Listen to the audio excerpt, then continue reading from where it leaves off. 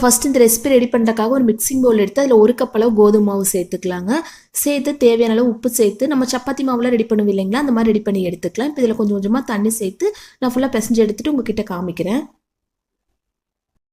மாவு பிசைஞ்சிட்டு இல்லைங்களா, லாஸ்ட்டு இதில் கொஞ்சமாக ஆயில் அப்ளை பண்ணி இந்த மாதிரி செஞ்சு ஒரு 10 நிமிஷம் அப்படியே மூடி போட்டு மூடி வச்சிடலாங்க. அதுக்கப்புறம் எடுத்து பார்க்கலாம்.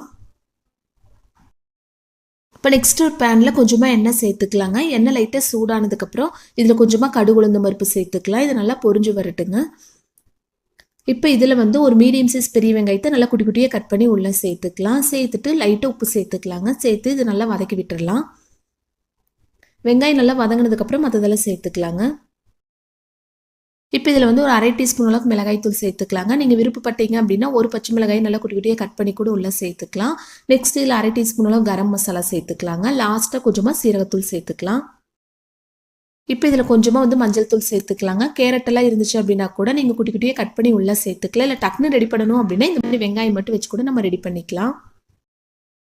இப்போ எல்லாமே நல்லா வதங்கினதுக்கப்புறம் ஸ்டவ் ஆஃப் பண்ணிவிட்டு கொஞ்சமாக மல்லி இலைகளை குட்டி குட்டியாக கட் பண்ணி உள்ளே சேர்த்துக்கலாங்க. இப்போ மாவு பிசைஞ்சு எடுத்து வச்சிருக்கு இல்லைங்களா, அது வந்து இந்த மாதிரி மீடியம் சைஸில் எல்லாமே உருண்டை பிடிச்சி எடுத்துக்கலாங்க. இப்போ கீழே கொஞ்சமாக கோதுமை மாவு சேர்த்துட்டு நம்ம சப்பாத்திக்கெல்லாம் தேய்ச்சி எடுப்போம் இல்லைங்களா, அந்த மாதிரி பெரிய சைஸ், அதாவது பெரிய ரவுண்டாக நம்ம தேய்க்க தேவையில்லைங்க. ஒரு சின்ன சைஸை நம்ம ரெடி பண்ணி எடுத்துக்கலாம். பாருங்க, இந்த சைஸ்க்கு ரெடி பண்ணி எடுத்துட்டு ஆல்ரெடி வெங்காயம் எல்லாம் வதக்கி எடுத்து வச்சிருக்கு இல்லைங்களா, அது கொஞ்சமாக எடுத்து உள்ள வச்சுக்கலாம். இந்த மாதிரி வெங்காயம் உள்ளே வச்சுட்டு இந்த மாதிரி சுற்றி மடித்து எடுத்துக்கலாங்க. எடுத்துட்டு அது எக்ஸ்ட்ரா இருக்குது இல்லைங்களா, அந்த மாவு வந்து நம்ம எடுத்துடலாம். அது தேவைப்படாது. இப்போ மறுபடியும் கையில் வச்சு லைட்டாக இந்த மாதிரி அழுத்தம் கொடுத்து எடுத்துக்கலாம். அவ்வளோதாங்க. இந்த மாதிரி மீதி இருக்கிற எல்லாமே ரெடி பண்ணி எடுத்துக்கலாம்.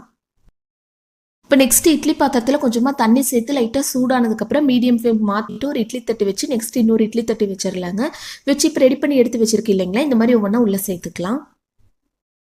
இப்போ நம்ம மூடி வச்சிடலாங்க. ஒரு 5 நிமிஷம் மீடியம் ஃப்ளேமில் வேகட்டும். அதுக்கப்புறம் எடுத்து பார்க்கலாம்.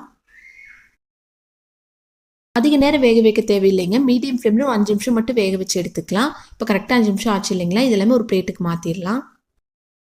இப்போ ஒரு பேனில் கொஞ்சமாக மட்டும் எண்ணெய் சேர்த்துக்கலாங்க. பாருங்கள், இந்த அளவுக்கு சேர்த்துக்கிட்டா கரெக்டாக இருக்கும். அதிகமாக எண்ணெய் தேவைப்படாது. எண்ணெய் லைட்டாக சூடானதுக்கப்புறம் மீடியம் ஃப்ளேம் மாற்றிட்டு இந்த மாதிரி ஒவ்வொன்றா உள்ளே சேர்த்துக்கலாம்.